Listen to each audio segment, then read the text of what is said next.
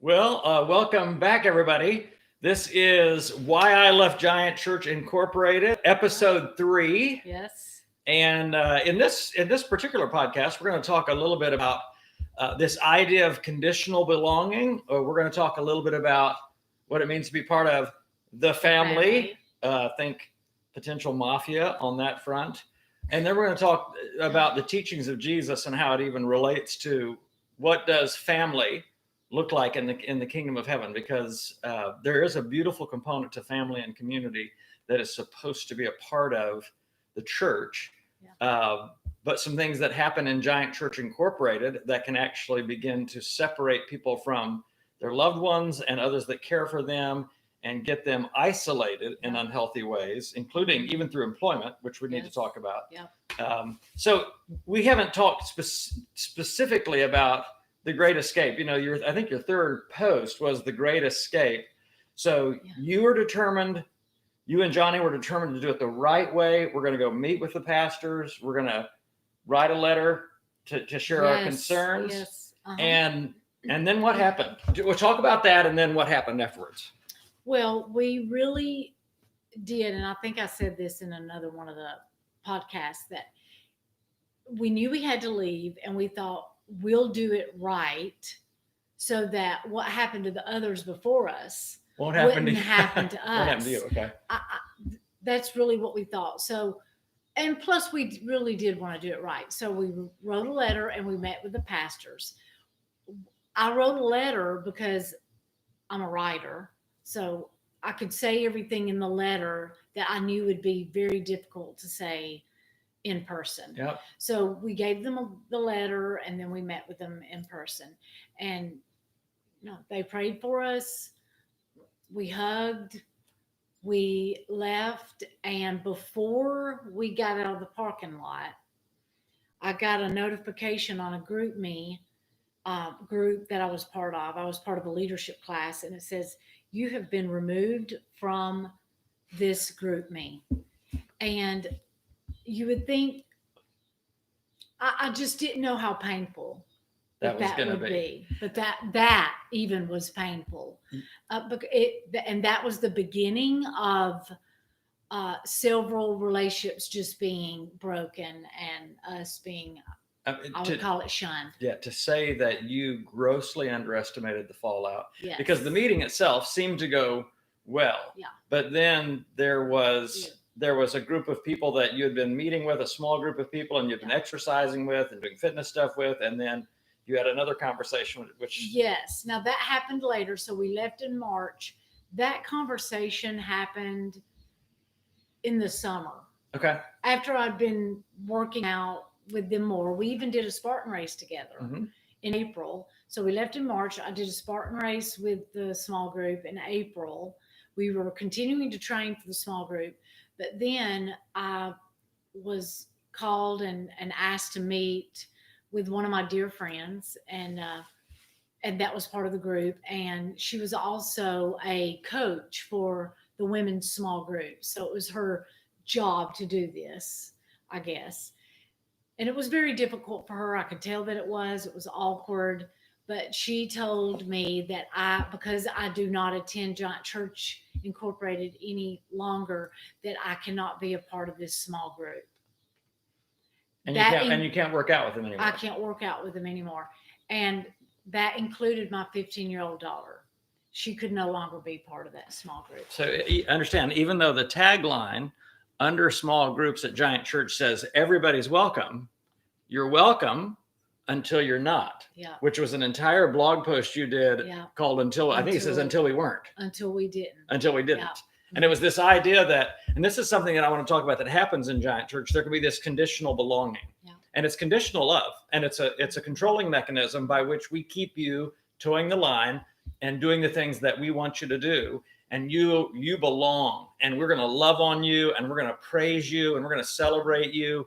We might make you work like crazy, doing more and more elaborate things and just going to the next level. But there's a lot of affirmation. But if you say, hey, we're not going to be able to stay, we're not going to be able to continue attending here, Giant Church Incorporated will many times use its power to shut off everyone everyone in Giant Church from you, because now you're not a part of the family. Yeah. It's a little bit like when I was thinking about it today, it's a little bit like the family.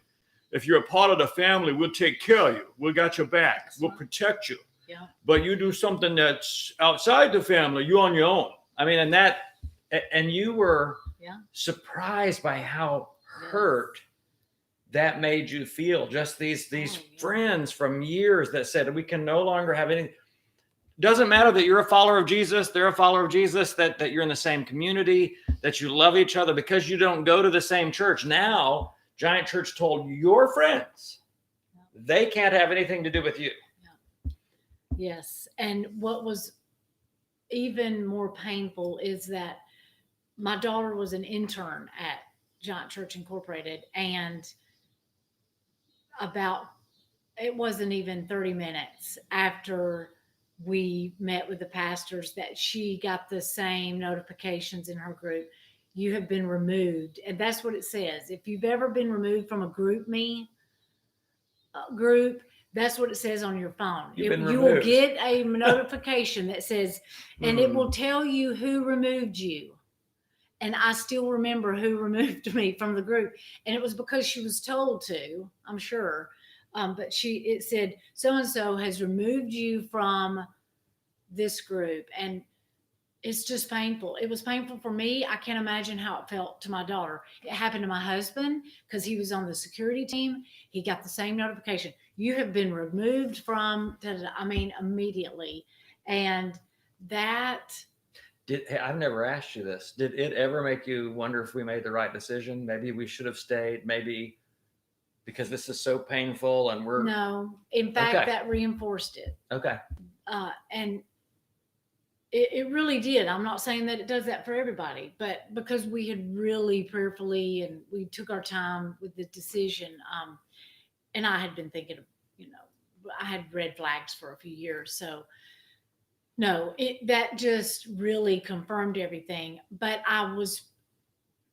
obviously we were arrogant enough to think that, and I've admitted this to a lot of people, because we did it the right way, we did not think that it was going to be the fallout that it was. We thought it would, okay, we're going to follow the rules, sort of, and so exit. We will still be accepted. We will still be able to interact with these people, and we weren't. It lasted for a little while, but then it became a problem, and we were moved from, everything. So the idea that an institution, that a local church can determine for you who your friends can and can't be, who you can experience community with, who you can experience discipleship with, who you can work out with, that's a problem, friends.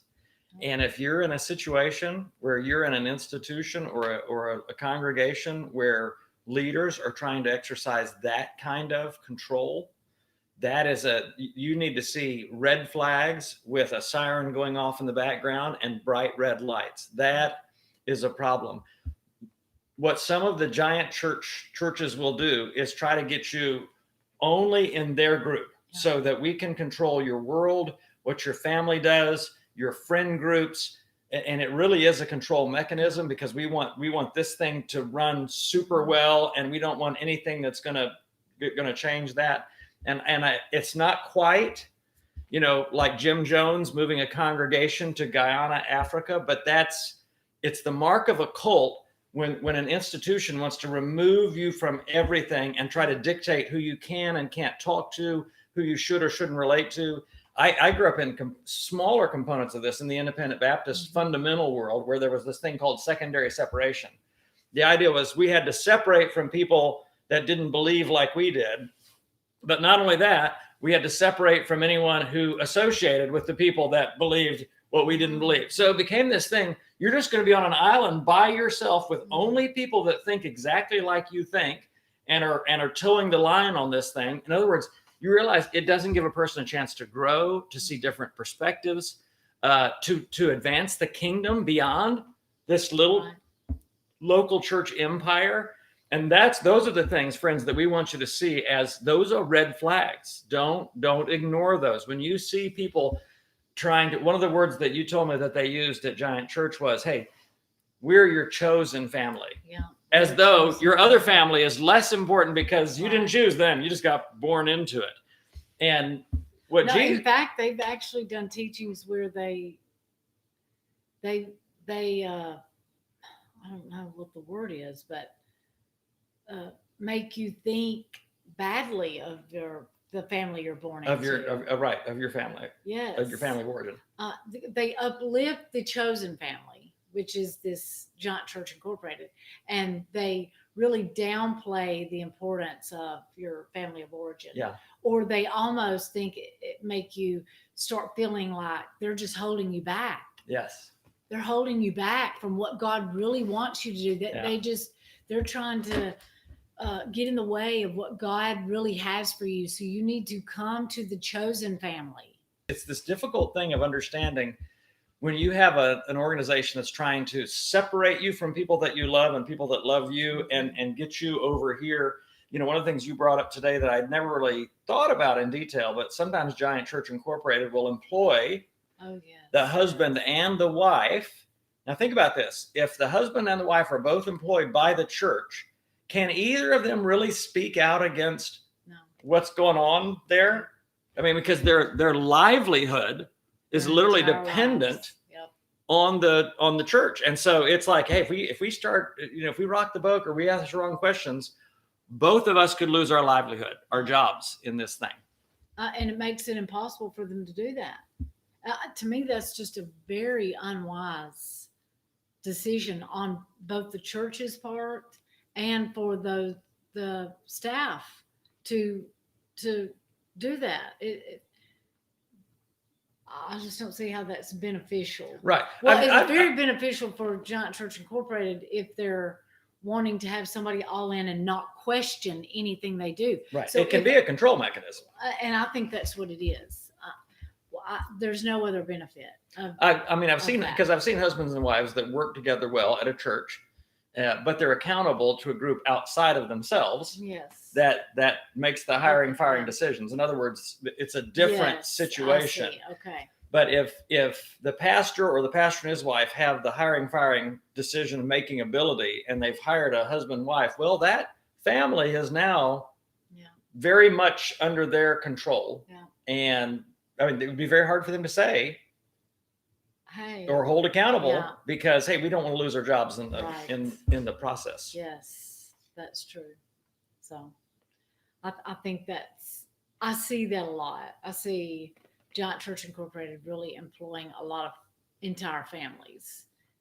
And so I've wondered what the motive is. Right.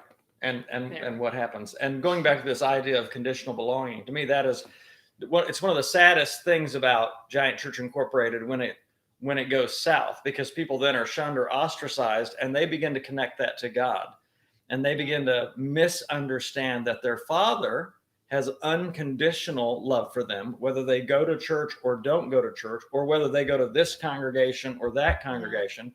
Doesn't change anything about being a part of God's family and God's love for them. But there's so many people that are disillusioned when they either leave those churches or they're kicked out of those churches because they've got a Jezebel spirit or they've got an Ahab spirit or whatever other spirit you want to come up with.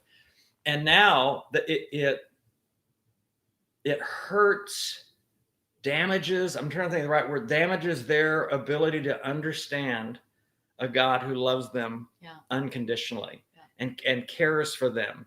So that's another important reason that we're even doing this series.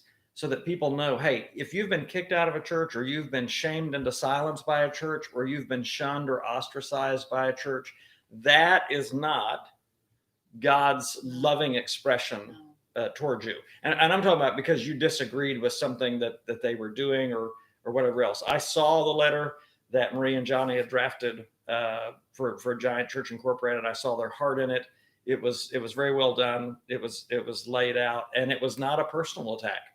But what happened afterwards became a very personal attack on their family. And I think it probably surprised you how much it hurt.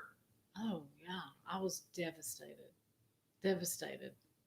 And Now it's not this way because basically, and it that lasted a long time, the tearing away of relationships. I mean, in fact, two very dear friends have just been torn away this year. Uh, Yeah. because when I started posting about Giant Church Incorporated. Okay, so that it went to a whole new level when you started doing your posts. Yes. Yeah. So, and I say torn away, it's more faded. That they never said, "Hey, we're not going to be with you anymore." They're just not with me anymore. So, no, there were no harsh words or anything like that. But it's still It's very painful. very painful. But I have to say, until then, I was always, I almost knew it was going to happen. Yeah. And so every time I would text somebody from Giant Church Incorporated and that we were still friends and they didn't text back, or we went a few days without texting, I'm like, oh no, here it is. This is the day. This is when it happens. We're done. They've chosen, they've decided they can't be my friend anymore. Yep. And I realized I was living with that fear, or that it wasn't really a fear, but whatever that is. An anticipated sorrow. An anticipated it's sorrow. coming. That is perfect. And I don't have that anymore because they're all gone. Yeah. Now, if I saw anybody, and when I see anybody in public, I will speak to them and I say something to them. Now, if I don't chase them down, I'm not going to be one of these that say, "Hey, I want you to see that I see you." I'm not going to do that. But if we're face to face, I will say, "Hey," and I'm genuinely glad to see them. Yeah, and I think it's always right to love people. Yeah. I think that's the way of Christ. And I wonder sometimes if, when some of those friends also leave this Giant Church Incorporated, if they won't seek a reconnection. Yeah. Oh yeah, because Johnny, we never disconnected from anybody, but we did go back, and I said this and others, and apologize. Yeah. To people and say, "We're sorry we didn't ask you. We're sorry that we hung out with you and we never said, 'Hey, can you tell me the details of your Giant Church story?'" Because sometimes that's all that people want, is for you to hear their story. Nobody had to fix anything. Nobody had to say anything. Just listen and believe me. Believe that was my experience, whether you experienced that or not. I've said this time and time again, like, just because you didn't have that experience doesn't mean it didn't happen. Right. Right. Doesn't mean it doesn't happen to Giant others. Church, they're, most of the time, the people that are spiritually abused are the ones like working there, or they're there a lot. And so, if you've been one of those people and you're not, you're just sort of going on Sundays and hearing the messages, you're not going to see a lot of these red flags. Right. It's when you get into, the inner workings of that you start seeing those things. But anyway, it was painful. And I think, and again, part of my concern is because we talk about there's an abusive term called cognitive dissonance. Yes. Where a person will say one thing, but that's not what it means. Another. And so that you hear this and you're like, oh, and you gravitate to that. I love you without condition. Oh, thank you. I don't love you right now though, because you did this thing. Cognitive dissonance. It's this thing of, I'll pull you in with saying certain things, but then to control your behavior, if your behavior isn't exactly what I want, then I'll retract that. Yeah. And all of a sudden I'm like, well, what just happened? I thought, oh, wait, small groups where everybody's welcome. It doesn't Anybody matter. can go. But no, you can't, unless you attend Giant Church Incorporated and are in good standing with Giant Church Incorporated. You can't attend. So it's, in reality, the tagline should be, some people are welcome. Well, Sort of. Well, let me say this. So 6 to 9 months later, I noticed, after I was not allowed to be after my 15-year-old daughter and I were not allowed to be in the workout group any longer, I noticed on Facebook that Giant Church Incorporated were saying, "Hey, group link is open. everybody's welcome. So so I contacted someone that I was still connected to at Giant Church, and I'm like, hey, I just want to ask you something. I'm curious because I saw this on Facebook that everybody's welcome. So have the rules changed again?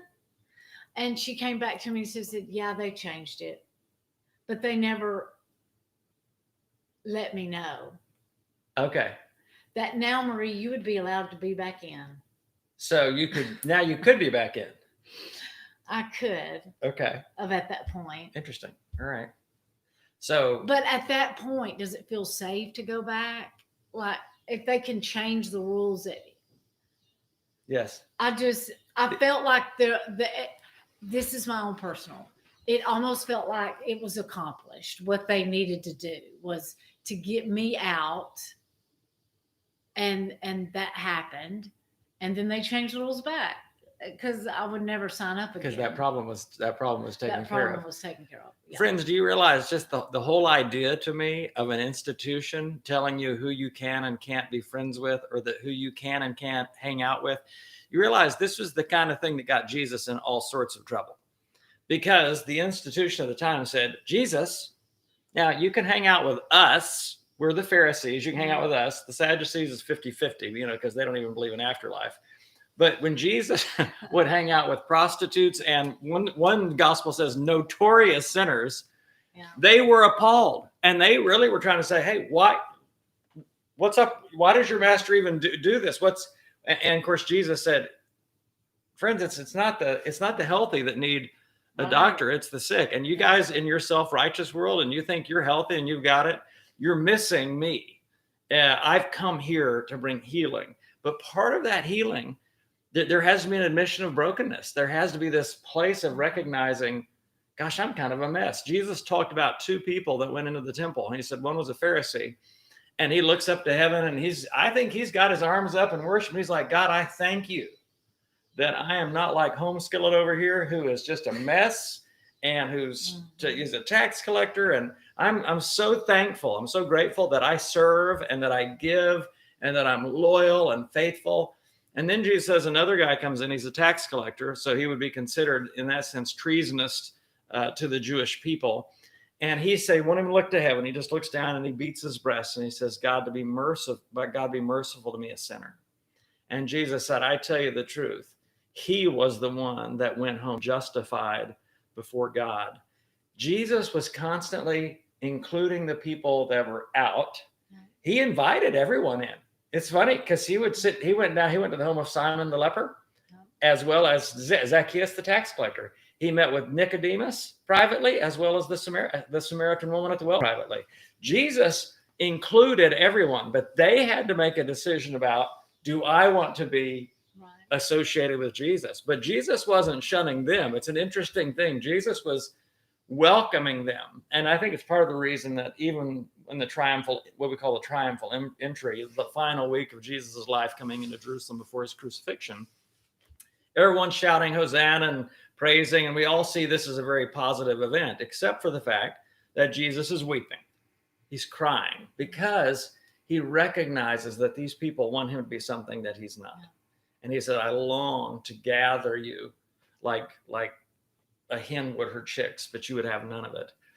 And he began to even speak prophetically about one day they're going to be fleeing Jerusalem. And so it's sad that so much of what Giant Church is doing is really antithetical to the way that Jesus loved people and included people. And I want to say this.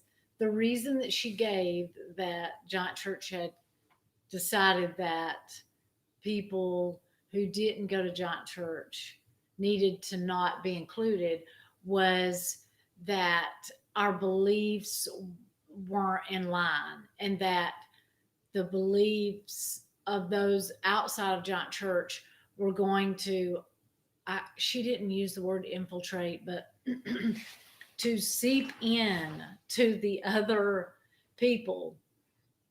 Now, you have to understand that before I left Giant Church, I was over the small group ministry. So they knew that I was a believer. I mean, I'm a follower of Jesus. Yeah. But because, the decision that we made to leave Giant Church excluded me from believing what they wanted, I mean, right. So I just wanted to give you an idea. That's what they said was the reason. But then they changed the rules back. So you do with that what you will. Yeah, and that's a difficult thing about when I come back to the way that Jesus taught leaders to lead. And so he would look at his disciples and he would say, the leaders of this world lord it over the people. In other words, you guys are serving us and we're telling you what to do, and we have power and authority. And by the way, anytime you hear people talking about authority and their authority, again, just have a little red flag going on. People that are big on authority are often abusing that authority. But Jesus said the rulers of this world, that's the way that they lead. And it's by power and authority, and they lord it over people. And then he said this, not so with you. Not so with you. The greatest among you will be servant of all. This was on the heels of them really having an argument about who was going to lead after Jesus left. I mean, it was this idea, who's going to be the greatest? And Jesus said, I want you to understand the greatest among you is the servant of all. Jesus once and for all said, leaders, our job is to serve people and to care for people and to love them well. Mm-hmm. And from that serving, caring, loving model, we can lead people. Yeah. But that's a different thing. That's a shepherd lovingly leading a flock, not a cattle driver with a whip making sure that everyone stays in line. Right. That's a different thing. Hey, I don't know how much time we have. Can you tell? We're good. Yeah, we got like 3 minutes. Oh, goodness. Okay. So we can go longer. Speak to this. No, we can wrap it up with this. Okay. Sometimes when I speak out about Giant Church Incorporated, and I see this on other social media too, other people speaking out about different things happening, exposing what's happening in the church, there are critics that say, why don't you just concentrate on the good that they're doing? Why is it that you have to concentrate on this this bad thing they're doing when they're making positive changes over here in their community? So can you explain that or give us some kind of, what would Jesus say about that? Well, he did say, he spoke to it exactly. Good. Jesus said, let me tell you the truth. There will be people on the last day that come to me and say, Lord, Lord. And he said, understand this, not everyone who says, Lord, Lord, will enter into the kingdom of heaven. And they'll say, Lord, did we not do all these good things? And then he runs down a litany of good things that they did. And he said, depart from me, I never knew you.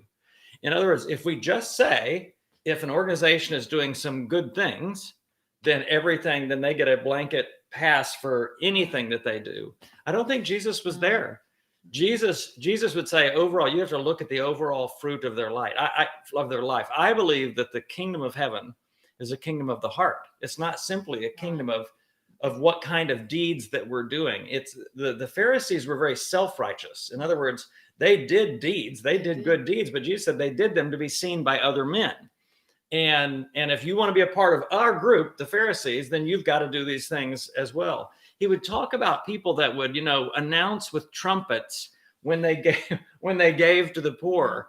He would talk about a person who prayed long prayers and even had like a prayer shawl and they had tassels and they loved these greetings in the marketplace. Oh, most holy one, you are so revered. And Jesus just goes, they got every bit of reward they're going to get out of it in that moment. But Jesus seemed to be saying, but there is a greater reward beyond this life. And I wonder sometimes, Marie, if the people that are doing the greater things that Jesus talked about, we don't even know them. They don't even know they're doing. We don't even know them. Same story. He says, yep. He says, but you are doing these things. And the people say, when did we do these things? Yeah, you're right. That's Matthew 25. So he said, when you cared for the poor, you cared for me. When you visited that person in prison, you were visiting me. when you visited that sick person, you were visiting me. That's beautiful, because they were like, when did we do this for when you? did we do this? We don't, because that's not That why was, they're doing they were not it. doing it to be a part of a team, a part of a club. Yes. It was in their heart Yeah. to serve, to love, to care for others. So I think I want to finish with this, because we were talking a little bit about family and belonging to the family. And at one time, Jesus's immediate family, his brothers and mother, had come, and at one of the gospels says that they had thought he'd lost his mind. He's on this Messiah thing going on the Messiah tour. And so they're going to talk some sense into him. You get a sense, because this is told in multiple gospels. And so they send It's someone like an in. Intervention. Yeah, an intervention. It is. It's the family intervention. And so they send someone in, and they say, hey, Jesus, your mother and brothers are waiting outside. They want to talk to you. And Jesus looked around at his disciples. That included both men and women. Just beautiful. And he said, here's my mother. Here's my brothers. Here's my sisters. Because anyone who does the will of my Father in heaven, he is my mother or brother or sister. And so when we look at the kingdom of heaven, I do believe it's to be family. But it's not family that's only associated with one local church or one institution or one denomination. It's all of those that are doing the will of his Father. So, episode 4, what are we gonna talk about? What's the next one?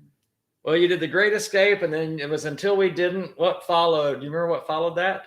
It might have been the lingo of Giant Church Incorporated. Oh yeah, There's a certain language. So we're going to talk next time. Help me remember this. We're going to talk next time about what kind of lingo to look for, and we might even give you some working definitions of what that actually means. So when you hear this is what it actually means. But thanks for joining us today for episode 3. We'll be back soon with episode 4 as we talk Giant Church lingo. See you then. All right. Bye.